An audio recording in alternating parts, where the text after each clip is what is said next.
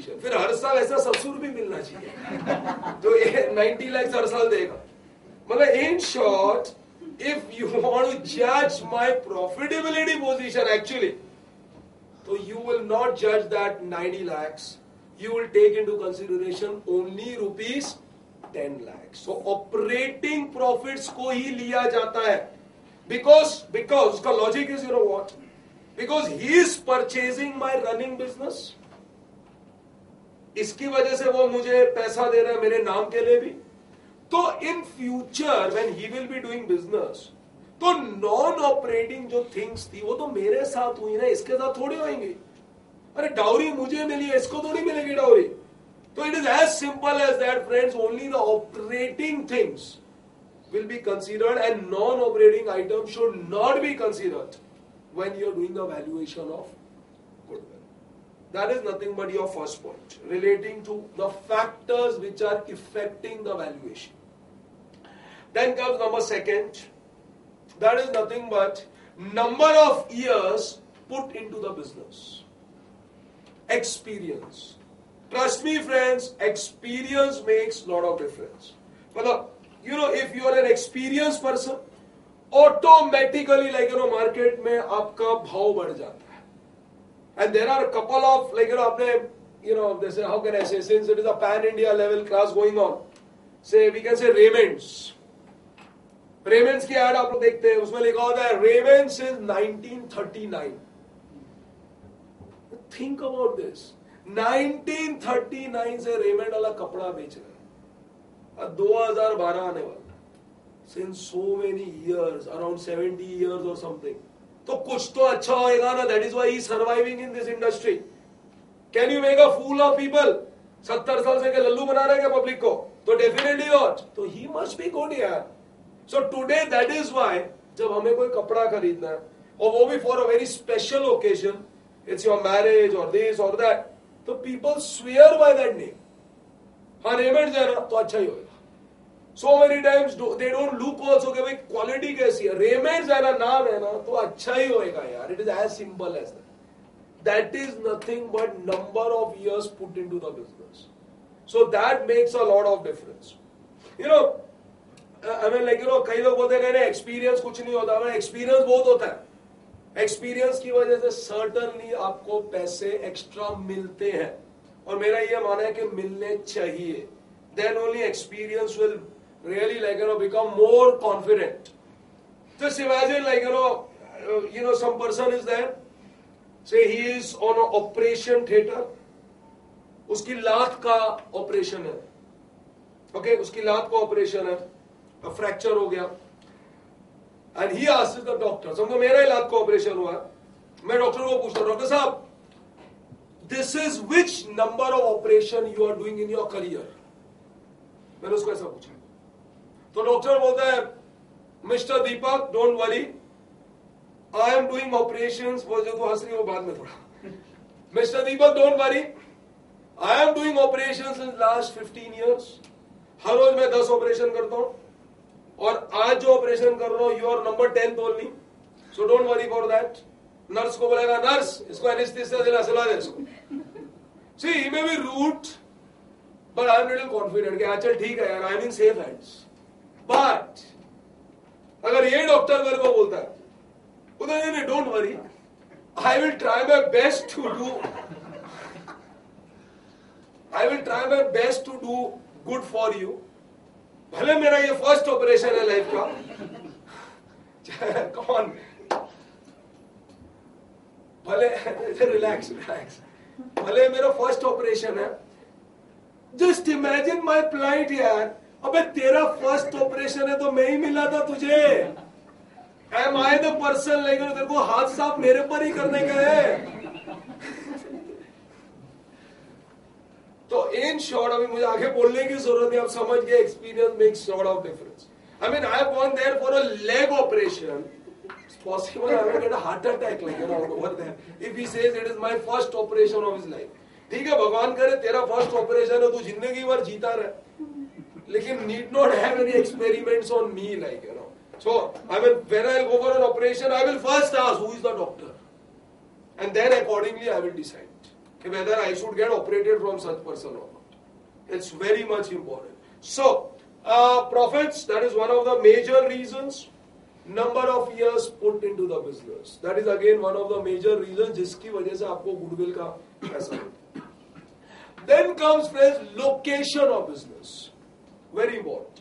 If your business is in a, like, very, what do you say, business hub area में, मतलब हो सकता है ऐसा स्टेशन होए, ऐसी बिल्डिंग होए, ऐसा कोई सेंटर पॉइंट होए, क्योंकि आपने उस लोकेशन के लिए एक्स्ट्रा पैसे तभी दिए थे. When you had purchased, you had given an extra money. जगह की कीमत हमेशा ही ज्यादा होती है और अच्छी जगह की कीमत तो अच्छा ही होती है हमेशा. So because you are in that vicinity, in that area, in that building, तो डेफिनेटली आज मैं अपना धंधा बेच रहा हूं, तो मैं अपना धंधा बेच रहा हूं, मुझे बिजनेस का तो पैसा मिलेगा, but I am also going from this place. तो बिजनेस लोकेशन की वजह से also I can get a premium amount. इसके लिए you all future chartered accountant, then very soon you will become one.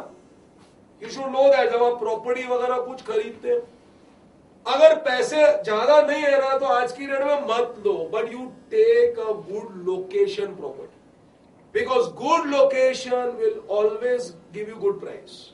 It's not only the property price, वो goodwill की वजह से भी आपको लेकर एक्स्ट्रा मिल जाएगा, बिकॉज आप उस एरिया में, a man is known by the residence where he stays. ऐसी जनरल बात है.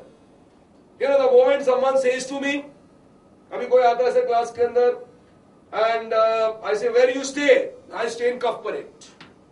Now the moment someone says that I am in Cuff Parade or Marine Drive, Ahmedabad students को आया तो नहीं अब तक, लेकिन अगर जब आप ये सीडी देखेंगे, आपको बताना चाहूंगा that Cuff Parade is one of the most expensive areas in Mumbai.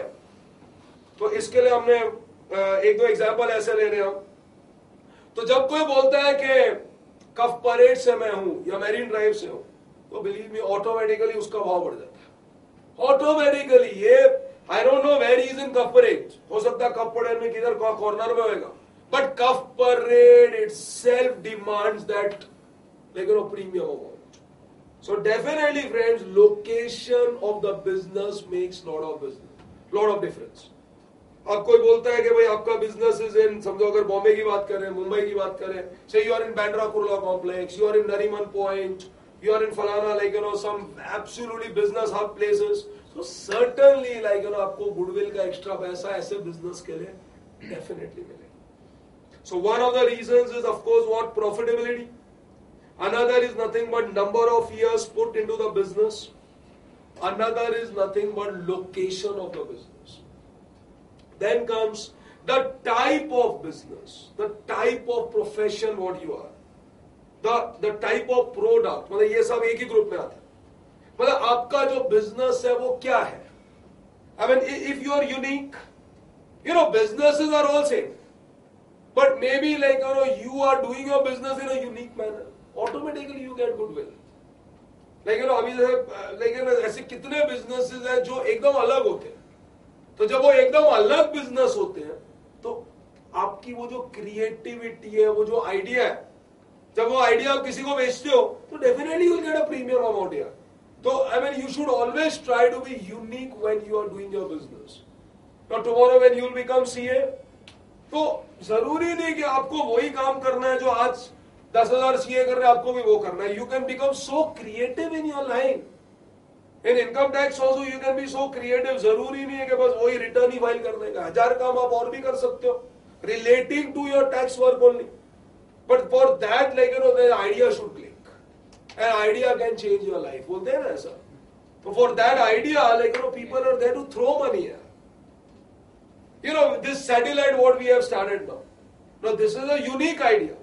तो दिस पर्टिकुलर यूनिक आइडिया अगर किसी को बेचेंगे तो यहाँ पे लाखों रुपए लगाए गए. तो अगर ये बिजनेस किसी को बेचेंगे तो उसके फिर आपको खाली आइडिया के और आपके ये टाइप ऑफ प्रोडक्ट के और इसके आपको एक्स्ट्रा प्रीमियम डेफिनेटली मिलेगा. So type of business, even type of business, if you are in a particular type of industry, that industry, अभी जैसे IT industry is always at least in India it's a very growing industry.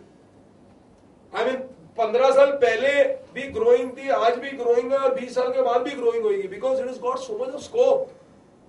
So that IT industry is there. तो definitely अगर आप ऐसे business से कुछ संबंध रखते हो and then you are selling something like you know of that particular business, आपको एक्स्ट्रा प्रीमियम अमाउंट मिलने की काफी उम्मीद होती है. So like you know type of business, type of profession. ऐसे पर्सनल में आप देखो लाइक यू नो जैसे for example doctor is there.